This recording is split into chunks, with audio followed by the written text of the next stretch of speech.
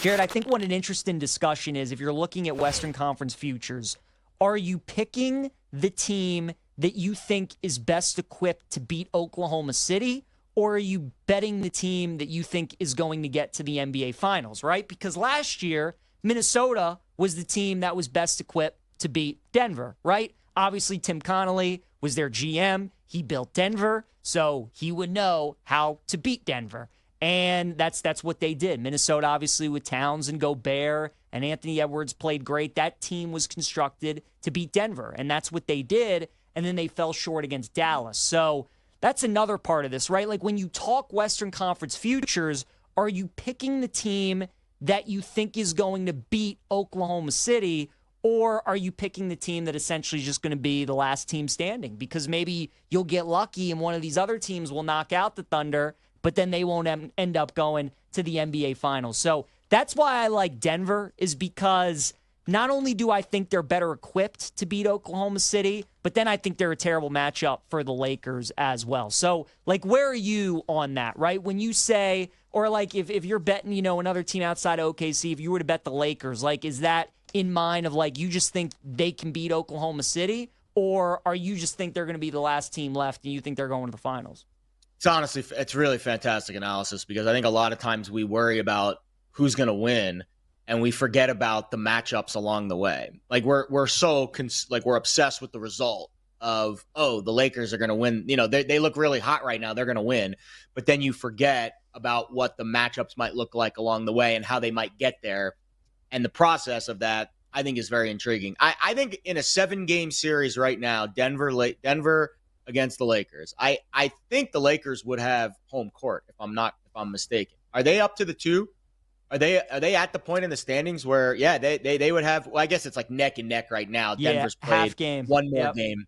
Mm-hmm. So there's still, I think obviously home court is huge here, especially altitude. Denver, right? Like you want that extra game at altitude if you're the Nuggets. You obviously want the game at home, but I don't think home court in a vacuum matters as much as the home court factor for Denver being at altitude.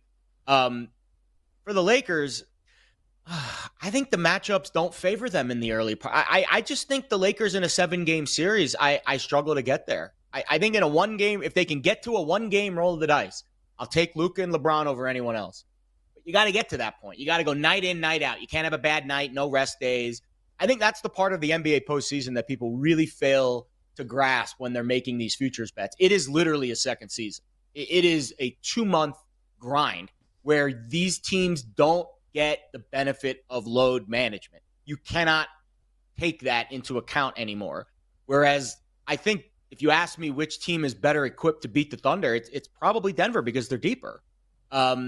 But again, 1-game roll of the dice, Lakers at Thunder, Game 7, Western Final. I'm taking the Lakers because I'm taking LeBron and Luka. But you got to get to that point first. So it's a tough. Again, I don't bet the NBA a lot. We have much smarter, sharper people on these shows and that come on as guests that can give you much better matchup knowledge about what a Nuggets-Lakers series might look like in a best of 7 and what a Lakers-Thunder series might look like in a best of 7. But my general vibe is I'm not looking to bet a long-term wager on the Lakers. I'm interested in a game-to-game scenario where I think they might be better equipped to handle the pressure spots than maybe a Thunder team would be. And maybe they're a little bit, I don't know, more explosive, more dynamic, I guess, at the top. Like if you were going to take like Jokic and Murray against LeBron and Luka, right? SGA and Holmgren against LeBron and Luka. I think it's a pretty easy call what we would choose there in that scenario. Right. But over a 7-game series, I think the playing field is a little bit more level because you have to do it not just 1 game, but then Game 2 and then Game 3 and then Game 4, and you have to maintain that level for multiple games. So it's a really interesting dynamic that we're starting to analyze here. But yeah, it's obvious that there's 3 teams in the Western Conference, and I think everyone else is kind of on the outside looking in.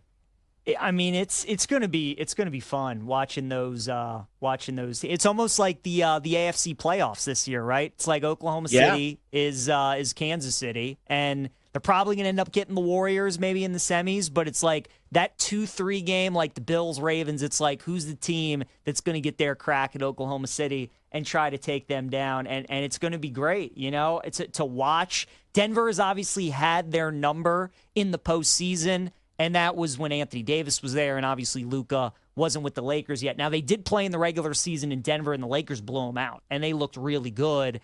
And I think that game, Jared, is going to drive a lot of perception if they play in a playoff series. But I just think about how Jokic would tear up the Lakers, and that's with Anthony Davis there. And now without him, when the game slows down and it's half court, and again, like Luka and LeBron in a half court game, I mean, that's unfair, and Denver's going to have their challenges to deal with as well. But I just think, Denver with Jokic, it's going to be tough for the Lakers to deal with that. And honestly, I mean, that is a big race for the 2 seed, right? I mean, the Lakers have won 8 in a row. They've put themselves in a spot to get that 2 seed. And like you said, that series very well could come down to a Game 7. And, home or road, you would like Luka or LeBron in a one-game winner-take-all, but certainly being at home, not having to play in the altitude, big advantage there for the Lakers.